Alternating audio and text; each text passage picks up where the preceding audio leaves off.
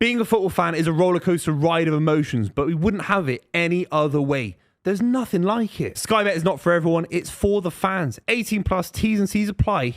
Gambleaware.org. We have to talk about Brighton versus Man City for a little bit, so it doesn't look like I'm shirking any responsibility on the club. Back-to-back losses. Obviously, I talked with Flav in the week on the podcast about the Spurs loss, and Spurs were absolutely superb. City were a lot better than against Spurs. Away from home as well as tricky. Rodri comes back for his first start. Yep. And by the way, you know that record where Rodri never loses a game when he starts a game of football? That's now over. It's gone. That's now over. And that's not down to Rodri. Rodri is absolutely superb in the game. But Brighton, 2-1 win. Last minute winner from Gruda. James Milner scoring at 39 years old against James Trafford for a penalty as well. And Erling Haaland making it 1-0 in the first place. I don't know where to begin really with it because I thought City were really strong Reinders in midfield with Rodri.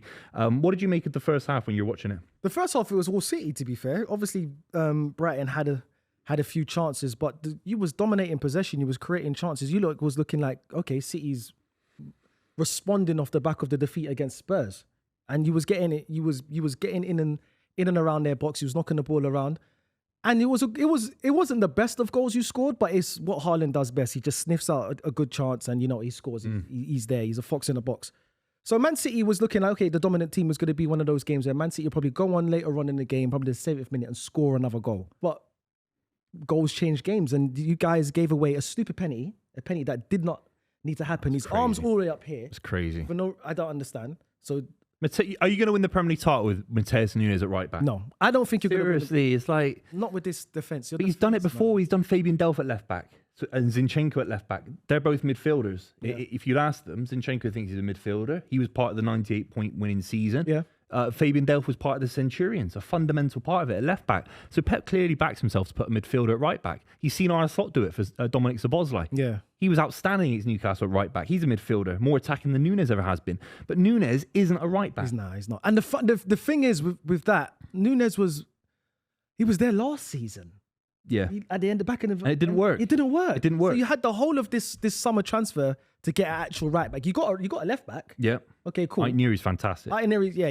He's a good left back. You got Rico Lewis. Rico Lewis on the bench. He came on for Matheus Nunes 85 minutes, which is a strange one. Yeah. Keep playing. If you back Rico Lewis, you give him a brand new contract. Don't sell him to Nottingham Forest. Nah. He has to start his kind of games. One game a week. There's no Champions League football yet. There's no League Cup football. It's not the business end of the season. You're rotating. And by the way, there's a guy on the bench, Akanji.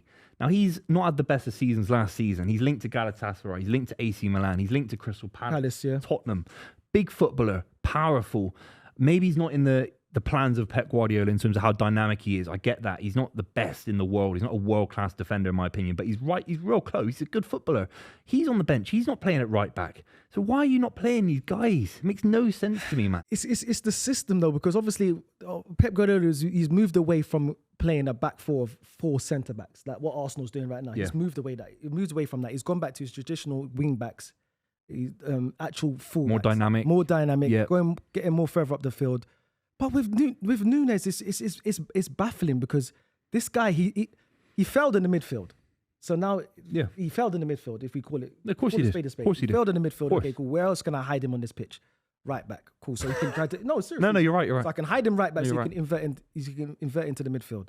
Pep, it hasn't worked. It hasn't worked. It didn't work to the back end of last season because obviously you guys were struggling. No, that's not the only reason why you fell off. Yeah. Obviously, you had loads of injuries. Bigger issues, but fullbacks are an essential part of the game. You can't have any people coasting through games. No, Matheus Nunes always feels like he's coasting. I'm not a huge fan of him. I think he's a bit of a fan favourite, maybe for how he's been treated by Pep at points. Pep's been very critical of his game. But then this is the sign of a great player. Like, when Ashley Cole left Arsenal, you would have been a completely different side. And sometimes fullbacks get a little bit hated on because they're failed centre-backs, whatever. In the modern game, where are City without Kyle Walker? Yeah. Where are City without Kyle Walker? It's scary, man. Let me ask you a question, Buvey. With all your transfers and all the business you've done this season, what do you rank it out of 10? Well, Reinders is a 9 out of 10, 10 out of 10. Okay. Right. Who else has come in? We've got Cherky. For the money, you have to give it an 8 out of 10. You have to. 100%. Oh, yes. Was it 35 million or something like that? Yeah, 35 million quid from Lyon. Outstanding business. Aït-Nouri's come in. I think he's an 8 out of 10. Yeah. James Trafford, I think, is a 6 out of 10 because he's not better than Ederson. He doesn't move the needle. Maybe he's a better keeper in 5 years' time. He's not better than Jordan Pickford. So you might as well get Jordan Pickford right now, right? In my honest opinion, as England number ones, he's not better than Jordan Pickford. Okay. He's not better than Dean Henderson as an England keeper. So that's a 5 or 6 out of 10. So overall, you'll probably rate it like a 7. 7, yeah, it's decent. I mean, you can't replace Haaland. You can't sign another striker alongside Haaland. Linked to Rodrigo. I'm not sure about that. But then you think Eze's gone to these lot. You think, Liverpool have made some big moves. Mike Gahey, that happens. You think, why aren't City in for Mike Gahey? Yeah, that's a quality one, yeah. Because I think John Stones is I think he's past it now. Me personally, he's still there, but physically, he's fit at the moment. But yeah, we don't know. You can't rely on John Stones. But the thing is, with Pep Guardiola, I think he doesn't even know his strongest 11, and that's a thing that goes onto the players. They don't know next week if I'm going to be playing, if I'm going to be starting, if I'm going to be subbed. So he needs to stick to an 11 and stick to that team, whether if it's bad results or not, because he keeps chopping and changing it. Yeah. And now you've got basically a brand new squad. Yeah, you've got a brand new squad. Players. And it's nowhere near the quality. Games like this, you miss David Silva. Games like this, you miss De Bruyne. Games like this, you miss Aguero. I mean, what's happening with Phil Foden?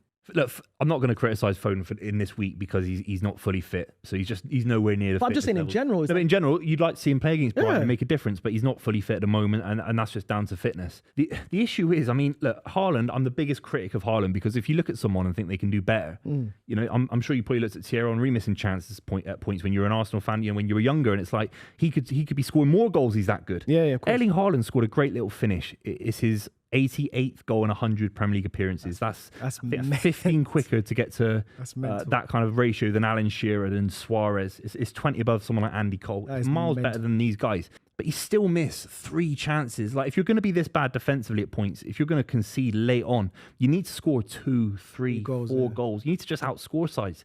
And Haaland missed. He could have had a hat-trick. And this isn't me saying he should be scoring chances that are outrageous or really difficult. He had a bullet header from 6 yards out that he's missed. He was one-on-one with the keeper, completely fluffed it.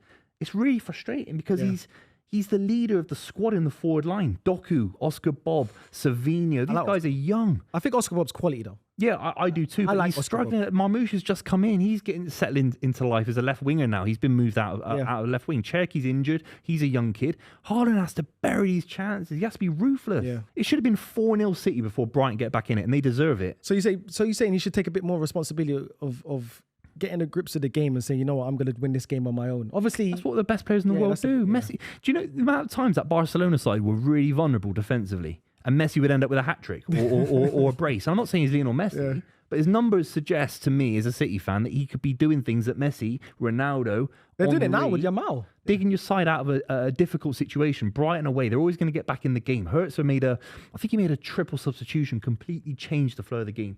And Brighton are a no joke side. They're a real outfit. And City couldn't react because we only had 1 goal. Should have had at least 2 or 3 goals because of Erling Haaland. Yeah. And he's missed some big chances. He's on $500,000 a week, 10-year contract. Do you think you're still in the title race? Even though you've lost, it's only 2 games.